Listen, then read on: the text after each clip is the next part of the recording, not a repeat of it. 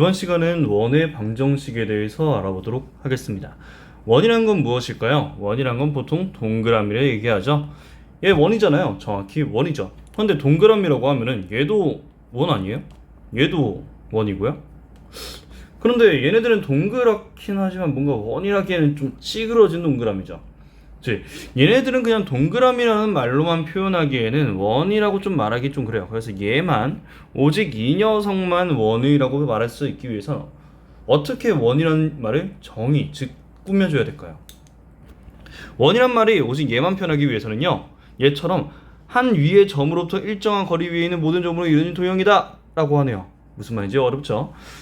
얘는 중심이란 게 있습니다. 이 동그라미 안에는 중심이란 게 있어요. 그래서 이 중심과 원 위에 있는 아무 점이나 찍었을 때 그때의 결과가 어떻게 되는지, 특징이 어떻게 되는지 보자고요. 이때 이 점과 이 점, 또는 이 점과 이 점, 또는 이 점과 이 점 아무렇게나 이어도 어때요? 그때의 거리가 다 동일하죠. 이처럼 아무렇게나 점을 찍어도 이 점과 중심 사이의 거리가 항상 일정한 그러한 도형을 우리는 원이라고 얘기합니다. 그러면 이런 원의 방정식을 이제 우리 어떻게 해줄 수 있는지 한번 찾아볼까요?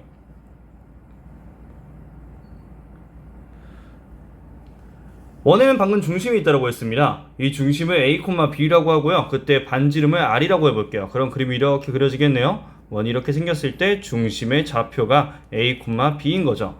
그렇다면 이때 원 위에 있는 아무렇게나 점을 집었을 때 이 원과 그 점 사이에 그 거리를 우리 반지름 R이라고 얘기해 줄 수 있잖아요. 그러면 원의 방정식이란 건 무엇이에요? 이 위에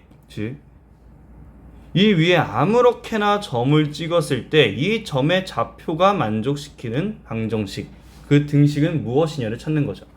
그렇다면 이 점의 좌표를 우리 그냥 임의로 x, y라고 합시다. 그럼 이 a, b와 x, y 사이에는 단 한 가지의 성질만 만족시키면 됩니다. 무엇이냐? 둘 사이의 거리가 r이라는 성질만 만족시키면 된다는 것이죠. 아무렇게나 점을 찍어도 둘 사이의 거리가 r이라는 성질이요. 그렇다면 걔는 이렇게 식을 적용할 수 있겠네요. 둘 사이의 거리는 a, b로부터 x, y까지의 x배나량 제곱 더하기 y배나량 제곱입니다. 즉 거리 공식에 의해서요. x-a의 제곱 더하기 y-b의 제곱이 되겠죠. 거리 공식에 의해서요. 즉 얘가 그 거리가 몇이다? 반지름인 r이라는 식이 되는 겁니다. 즉 이 위에 어떤 점을 찍든 이러한 방정식을 만족시킬 것이기 때문에 얘가 이 녀석이 바로 원의 방정식이라고 얘기해 줄 수 있게 되겠습니다. 하지만 루트가 있으니까 보기 더럽죠? 그래서 양변을 제곱해 줄게요. 양변을 제곱해 주면 x-a의 제곱 플러스 y-b의 제곱은 r 제곱이다. 즉 a, b일 때 여기 a 들어가고 여기 b 들어가고 반지름이 r일 때 여기 r의 제곱까지 해주는 이 녀석이 바로 원의 방정식이다라고 분명히 얘기해 줄 수 있게 되겠는 거죠. 그렇다면 한번 예를 들어 볼까요? 중심이 2,3이면서 반지름의 길이가 5인 원의 방정식을 구해봅시다. 방금 위에 있는 공식에 대입하면은 임의의 좌표 x, y라는 녀석은요 2로부터 2,3으로부터의 거리가 5여야 되므로 이런 식이 만들어지겠네요. 얘 여기 루트만 씌워주면 거리 공식이잖아요. 그렇죠? 즉 그래서 거리 공식에 제곱해서 2,3으로부터 x, y가 거리가 5에 있어야 된다라는 식으로서 원의 방정식은 이와 같이 만들어질 수 있다라고 얘기해 줄 수 있게 되겠네요.